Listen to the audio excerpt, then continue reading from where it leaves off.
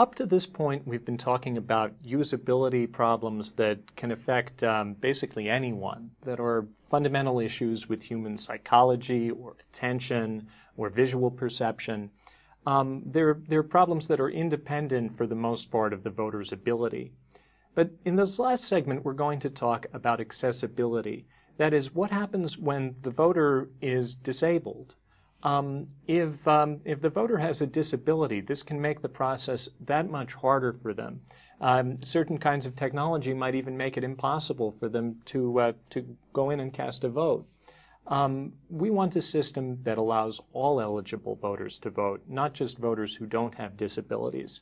And so designing voter technology so that it works for everybody is an important requirement for our system. So how many voters have disabilities? In the U.S., according to Census Bureau data, there are about 1 million people of approximately voting age who are unable to see. There are 2.7 million who use a wheelchair. There are more than 9 million who need a cane, a walker, crutches, or another assistive device to get around. And there are about 1 million who are unable to hear. If these people are eligible to vote, they have the right to vote, and the voting system is required by law to accommodate them. One way that voters with disabilities have been accommodated in the voting process is by allowing someone else to go into the voting booth with them and help them fill out their ballot. Unfortunately, voter assistance in this form creates potential for abuse and fraud. That's because someone who is in the voting booth with you, they might, first of all, fill out different names than the ones you intended, and second of all, they might compel you or intimidate you into voting a certain way, even creating soft forms of intimidation. If you're bringing in a spouse, for instance, to help you, you still are losing your secret ballot because that person who's helping you will know how you voted. One of the things that disabilities advocates have emphasized is that people with disabilities deserve a secret ballot as much as anybody else.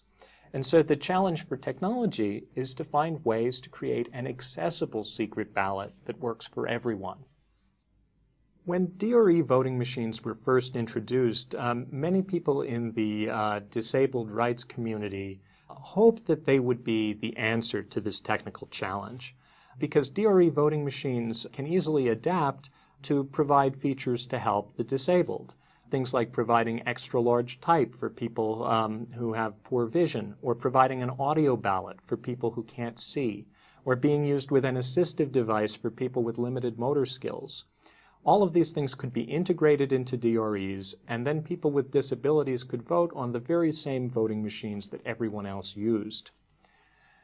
But as the security community began to point out some of the drawbacks to DREs, that malicious software on them could corrupt votes, and people started to demand some kind of paper trail or a change back to systems like optical scan that were just directly marked on paper, this caused some tensions. Because those systems, at least initially, don't seem to be things that are very friendly towards the disabled. If you can't see, you can't check to make sure that that VVPAT record matches your ballot. And most places, the VVPAT paper record has been declared the legal record of your vote.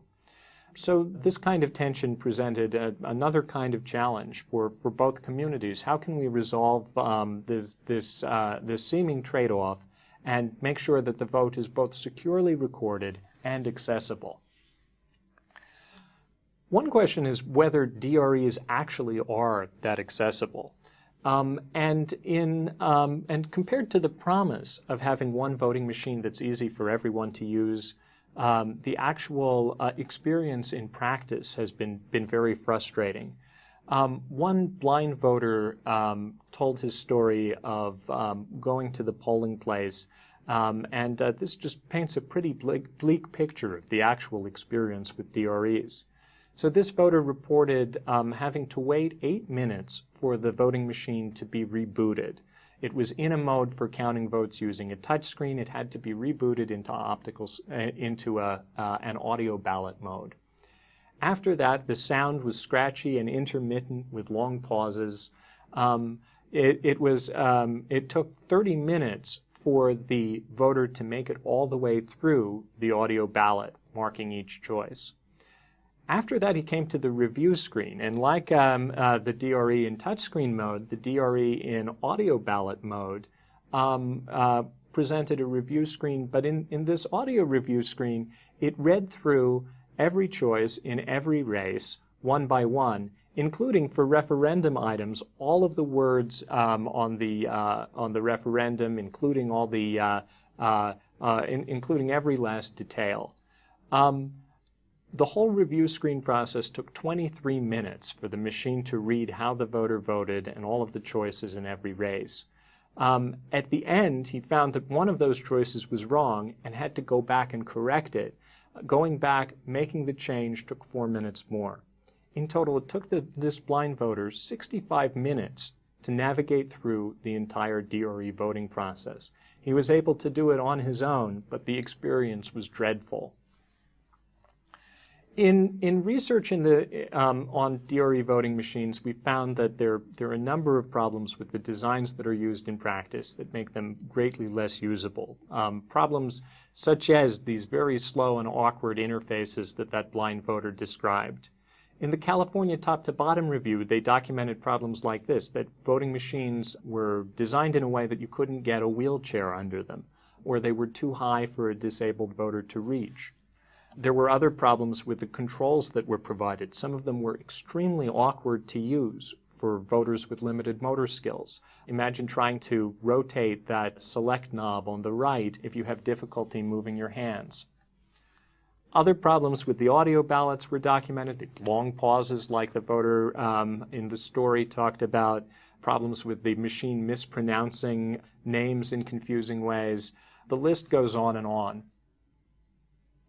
So DRE voting machines, although in theory they might be able to be engineered to provide a good experience for the disabled and be usable for everyone else, in fact have all of these problems that are the result fundamentally of just poor design that's not focusing on the needs of people with disabilities.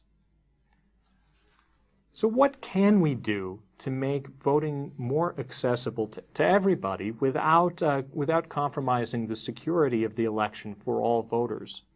There are a couple of very simple designs that have been introduced that try to take precinct count optical scan ballots and make them accessible. One simple idea is to provide a template that fits over the ballot and has the names of the candidates and the instructions marked in Braille. This kind of tactile ballot template can be just an inexpensive piece of plastic. So without any kind of high-tech equipment, we can allow blind voters to still fill out the ballot. This could be also significantly faster than voting with an audio-style ballot. Another kind of approach is to make a system that allows disabled voters to vote without assistance, but is specifically tailored to their needs. Rather than having a DRE that everyone votes on, we can make special machines called ballot markers that can be used by people with disabilities. This is an example of one you see here. The idea is that the jurisdiction votes with optical scan ballots, and voters who can't fill out those ballots on their own can use this machine to make their choices.